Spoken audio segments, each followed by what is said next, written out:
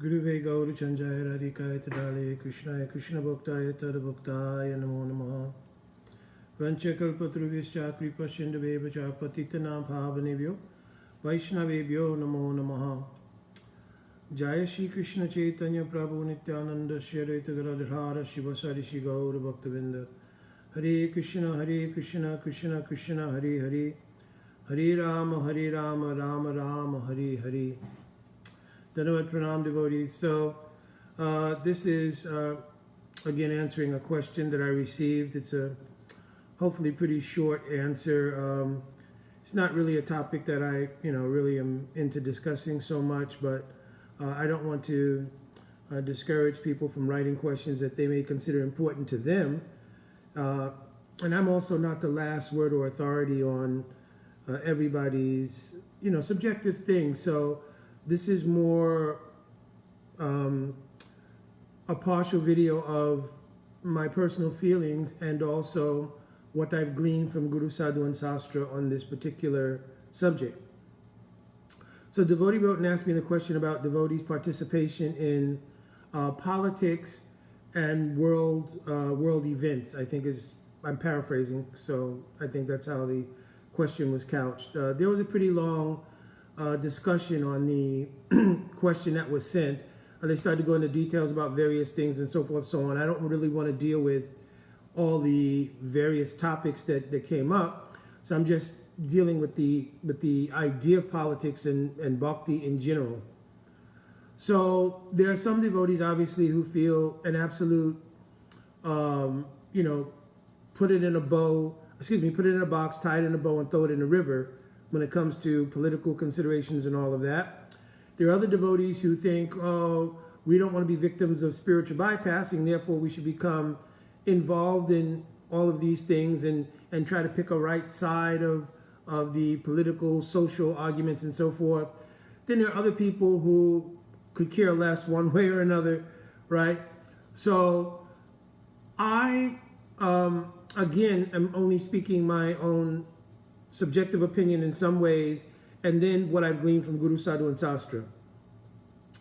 So there's really, when you look at everything and you distill it to its essence, there's really only two things, absolute and relative. So in the absolute sphere, then we take consideration of what is Guru, Sadhu, and Sastra. And our lives are guided by it. Our perspectives on life are guided by it. Our view of various relative things are also guided by it. So there's really not a dichotomy of thought around which way we should align ourselves with anything, because there is an absolute perspective on everything. And pretty much if anyone is avail themselves to the process of surrender and have accepted the absolute authority of Srimad Bhagavatam, Bhagavad Gita, Vedic Sastra, etc., that's the guiding principle. So there's really not a huge field of relative considerations after that. That's our guiding light, our guiding principle. That's our flashlight in the dark, so to speak. So from that angle of vision, then it should not really becomes such a question as to, well, how should I look at this thing? How should I look at that thing? Well, I'll look according to what's in Guru, Sadhu, Sastra. And there's not a disconnect. And this is probably the genesis of that question, is that some people feel that there is some kind of disconnect between their absolute spiritual posture and the relative social issues and so forth. But once we leave the absolute perspective and we allow ourselves entrance into relative consideration, then all kinds of confusion will come up, right? So, Mukunda, well, I don't know, I'm not really getting it because it's sounding more theoretical and philosophical than practical. Well, let me finish out here and maybe it'll become more clear. So, absolute, I've already described. In relativity, there's two considerations, objective relative and subjective relative. So the world is full of those two things. Objective relativity, I am this body of this type, these are my personal considerations, objective relativism is, the things that you can objectively see and kind of, it is objectively accepted that this is the facts within this world, right? And then there's subjective considerations in relativity. What I personally feel. And in the material world, a lot of times the subjective experience and the objective experience bump heads. And that's just part of the material world, because the material world is based on duality. The material world does not put forth that it is an absolute fact of any sort. It's temporal. It's always mutating.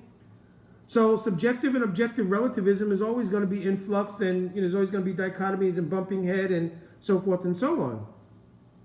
So as soon as we come to the level of anything, including politics, and we deal with subjective and objective relativism around it, then there's going to be some disturbance in the consciousness. And there's going to be some both interpersonal and interpersonal struggles, because we're not going to always meet people who either objectively or subjectively align with what we're experiencing in our relative, dealings, right? So the nature of devotees' dealings are absolute. Well, what does Bhagavatam say on this? So I would suggest that anybody who wants to take a worldview of whatever's happening now would be better served by doing two things. One, if you want to understand the objective and subjective relative issues, then go and do deep research, distill it down to its core, and that will shape the picture for you of what's actually going on. What happens mostly is that people deal with it from a fringe perspective. Well, I'm going to look at it from the left side or from the right side or this political party or that political party, right? And when you do that, you're only going to get the socially engineered versions of whatever agenda is behind whatever side you're aligning with. So in order to cut through all of that and get to an actual perspective of how, from the point of view of Bhakti, we should look at it, we'll have to look and see how does either one of those agendas align with Bhakti. We know in the material world there's going to be competing agendas and objectives.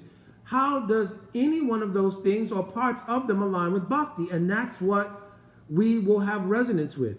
If it does not align with Bhakti, then if we're resonating with it, it is a stain in our consciousness, because our consciousness is geared towards obtaining pure Bhakti.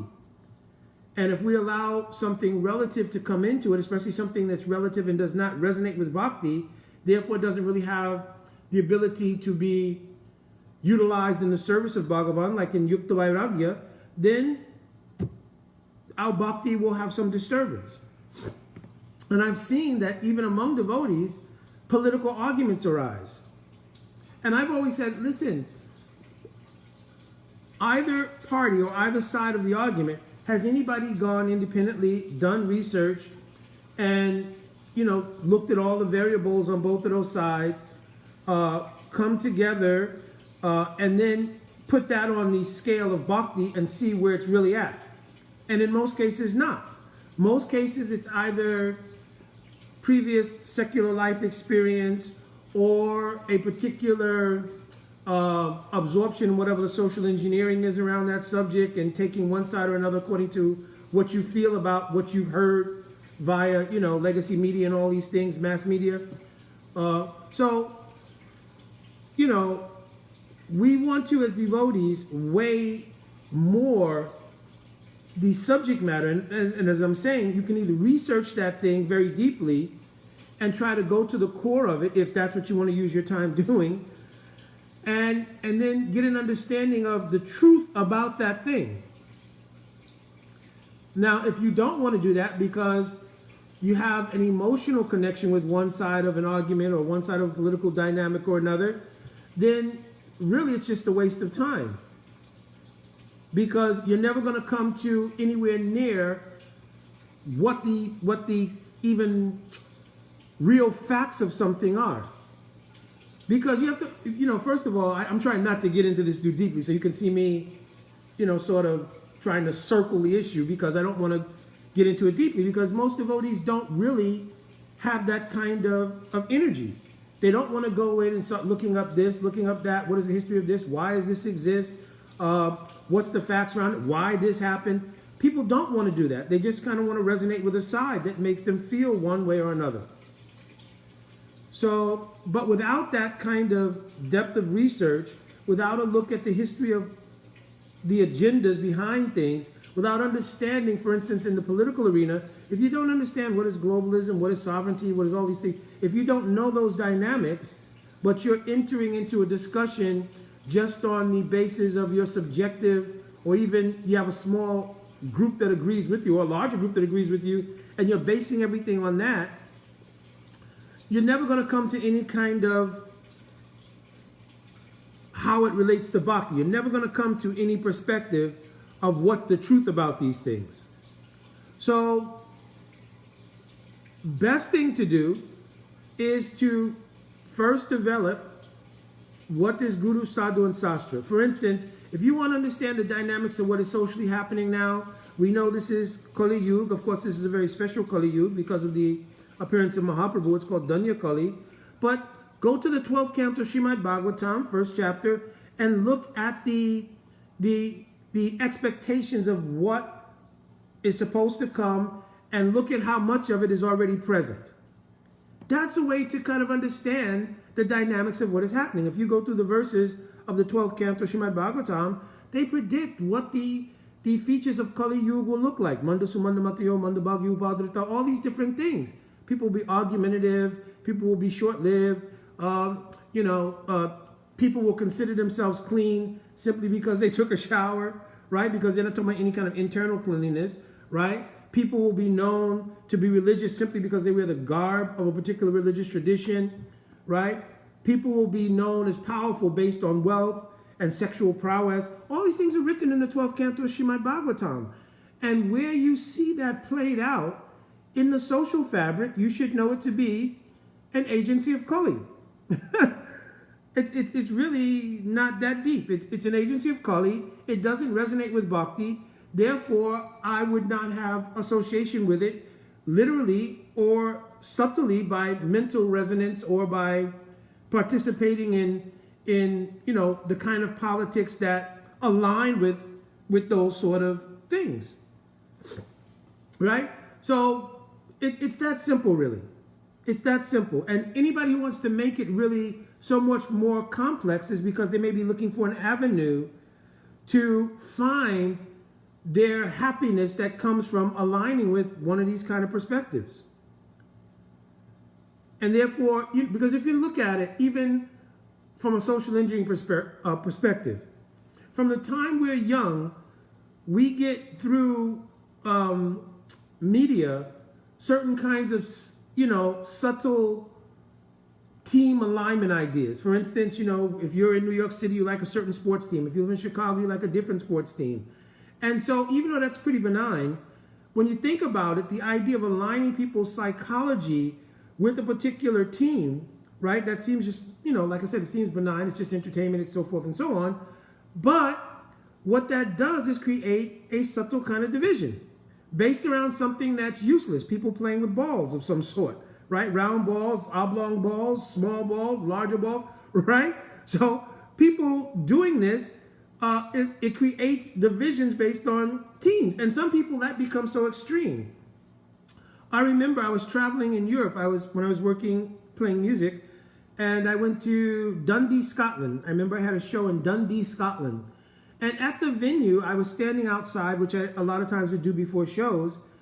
And as each person would come in, for the men, they would take off their shirts.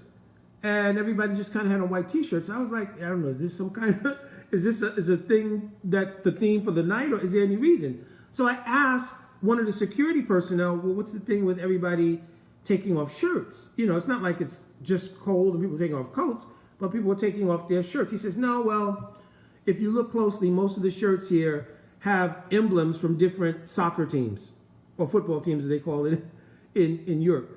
So he said, and what happens inevitably when people come in here, they start fighting. So I was thinking, you must be kidding. He said, no, a lot of times fights will break out because somebody has on this, sports jersey, somebody has on that sports jersey. So even though it's such a mundane thing, and it's really very, ridiculous to think that people will actually generate enough anger and enough energy to get into a fight over the dynamics of what team that plays with the ball that you align with. I mean, but just think about the subtle impact of instilling that in people. So then when it comes to more substantive issues, you also align people. Are you left or are you right? Are you this party or are you that party? And now you're not dealing with sort of entertaining issues, but you're dealing with substantive life issues like, economic issues or social issues, etc. So now the stakes are actually higher and people resonate with that higher import of what could happen by one political dynamic or another, and taking sides, it becomes even more intense. So for devotees, as far as these things are concerned, we should think we belong to the party of Bhagavan. We belong to the party of Bhagavan. That is our political life party. We're interested in the absolute because we know in the relative realm, whether it's subjective relativism or objective relativism, it's still relative. We want the absolute truth, right? And the absolute truth, and I'm giving an example right now. For instance, one of the things, or the first things that's done in the material arena of relativism is to relativize God itself. Right? If you tell somebody, well, being, open and free and accommodating, you can believe in God or you don't have to believe in God. It's up to you.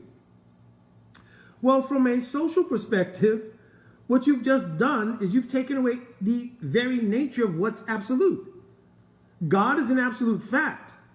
Your desire to follow the tenets and the teachings, etc., of God in any given religion, that's a choice. But the idea of God himself being relative, you can believe there's a God or not a God, that pretty much wipes out any sense of an absolute truth of any sort. So then what becomes because you cannot get rid of the idea of God. I've often told people, I had a discussion with someone who's an atheist, and he tried to, first of all, go through all these nuances of what atheism was. But anyway, bottom line is he said, well, there could be a God, there could not be a God. So then I challenged him and said, well, listen, if there is no God, how would we be having a discussion about one? So he said, no, what do you mean? What do you mean? So I'm saying, if you think within the human experience, you cannot create something that doesn't have existence. It's not possible. It's not in the human faculty to create something that doesn't exist. So before you get started, I'll go ahead and head this off the pass. People may say, well, pink flying pigs don't exist. Well, you really haven't created anything because the color pink exists, flight exists, and pigs exist. You've tried to put together a combination that you've never experienced or no one's experienced, or it's not widely experienced, right? But you haven't created anything new. You said this combination of things nobody's ever seen it or experienced it, whatever, so it doesn't exist. But you haven't named things that don't exist. You've only named a phenomenon that doesn't exist. So try to follow that. You cannot create something that has no existence somewhere. So do the experiment yourself. Try to think of something that does not exist. And again, I'm giving you the example that if you say pink flying pigs, all three of those elements exist. The combination you have not seen. And can you absolutely say, since you have not seen everything, that there's no such thing as pink flying pig? We don't know, right? And wouldn't waste time tracking it down to find out.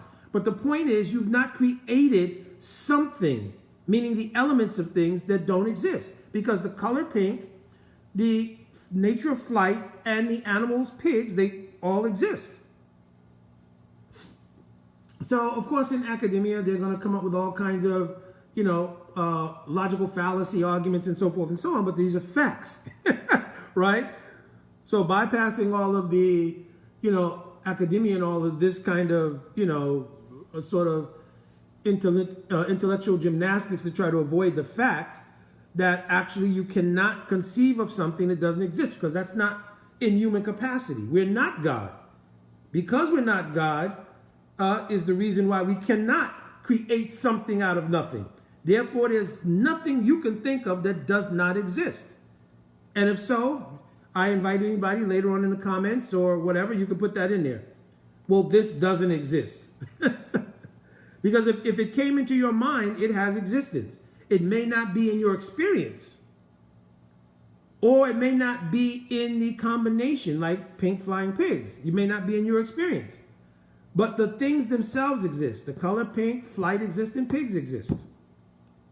So anyways, after a while, he kind of caught on to it and, said, well, but, have you seen God? And then we went down that whole track. So I don't want to go through the whole argument. That wasn't the purpose of my trying to answer the question of this particular person. And actually, I think the person has been associated with our temple. I'm not sure if the person is initiated or not. They didn't say they used their secular name.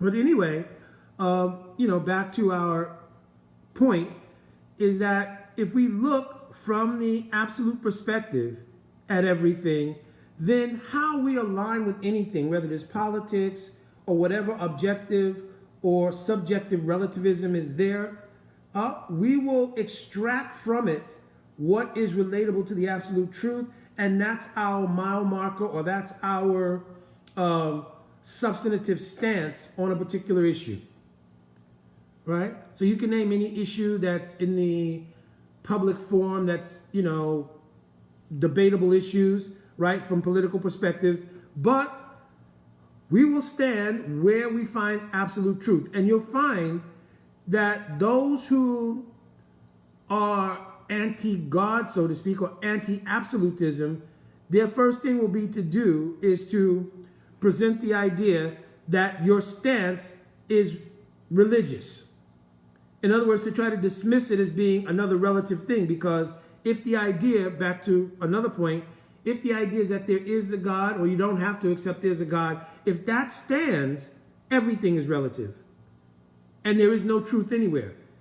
That's why you hear words like, well, this is my truth, and you have your truth. So absolute truth has now all become relative because everybody has their objective or subjective truths. But there is an absolute truth. And we just described, now you may know or not know, but there is an absolute truth, right? So especially as devotees, because, among devotees, hopefully it's not a debatable issue that there's an absolute truth. Our stance as far as politics are concerned and social issues are concerned is based in what is resonant with the principles of the absolute truth, what is resonant with Bhakti, right? Now, I'm sure devotees will find, well, I could possibly take this issue and I can relate it to this perspective from Bhakti and so forth and so on. But, first, then we may need to deal with some foundational principles, like we're not the body. So issues that arise from considerations of being the body, right, they should be dealt with from the fact first that we're not this body, right? We are the soul. We have a body. My senior, one of my senior teachers, so to speak, or Bhumipati Babu, he always makes this statement that you are the soul. You have a body, right? So the body is not the absolute fact. The soul is. So all issues that deal with bodily considerations, they have to be viewed and couched in that perspective. Actually, we're not this body. And so before I dive headlong into things which are bodily considerations and invest emotional energy and all kinds of other energy in it, if I don't keep that perspective, well, we're not the body, I'm not really helping anything. I'm just supporting the relativism of that issue on one side or another. So my point here being, first, try to understand, try to learn what is absolute. Once you know what is absolute, you can then distill relativism down to two things: objective relativism, which means what according to our sense perception we can experience, and then subjective relativism, which is what somebody may have is their own experience. Like we have that a lot, obviously, in our social fabric now. Somebody may objectively appear one way, but they subjectively feel another way, right? So I'm not giving argument on either side of that. I'm just saying that's one of the examples of subjective and objective experiences, right? And those things are always going to bump heads because they're relative.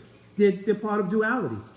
And that's the other thing. We have to know the material world is dual, right? It's not absolute. The absolute truth is called Advaya Gyan Paratattva. It is Paratattva, it is the highest truth because it is Advaya. It is not dual. Everything is truly accommodated there. It's accommodated in its reality. In the material world, everybody's living out a temporal karmic package, and those temporal karmic packages are full of subjective and objective relativism, and until we come towards the absolute realm, then our experiences are based on those two things. And they will certainly find sort of other people who don't feel the same way, and you'll have bumping of heads in this relative, existence. So anyway, hopefully, I was trying to not have to delve into details. But let's summarize so I don't feel like I've, danced so much around the issue that it didn't become out substantive. One is there is an absolute truth. And as devotees, we want to align with the absolute truth. In the material world, there's relativity. Relativity has two aspects: objective relativity and subjective relativity. Objective and subjective relativity are never going to be in accord, so you're never going to find peaceful coexistence with everybody based on relativity. The first thing that's always attacked within the material world for those who want to create the relative experience is to try to relativize the absolute truth or God itself, right? Also, the basis on which we look at anything, socially, politically, or anything, should always be from the perspective of what resonates with absolute truth. If we cannot find it in the basis of Guru Sadhu Sastra, then we won't align with it, right? Because our chances of becoming embroiled in some relative consideration that takes us off the track of bhakti, and even I've seen devotees argue to the point of aparad now, about vaccines, about this, about that, etc., etc. And again, most devotees having those arguments back and forth normally have not looked at the most distilled picture of the whole material agenda. They haven't. They're looking at small portions of the dynamic and mostly the current dynamic and becoming wrapped up in it and arguing from two sides of it. But what is the larger agenda? What's going on, etc.? If you're not willing to go down the rabbit hole of researching all those things, then just leave it alone. Just do bhakti. Just do bhakti. And then your subjective experiences and opinions and what you want to do, then you have to account for that. But my point here being that, try to look at everything from the absolute perspective. And our alignment as devotees is with that. What resonates with that, that's our stance on any particular given issue. All right, I don't know how helpful this really will be, but again, it wasn't something that's like a favorite topic of mine or something, right? And I told you I would speak more from, a personal perspective. At the same time, I don't want to speak I don't want to just be preaching to the choir or just preaching in general. I want it to be applicable to myself. So I'm saying my stance is always what is from the absolute perspective. What is Guru Sadhu Sastra, etc. And I'm looking at things from that angle of vision, right?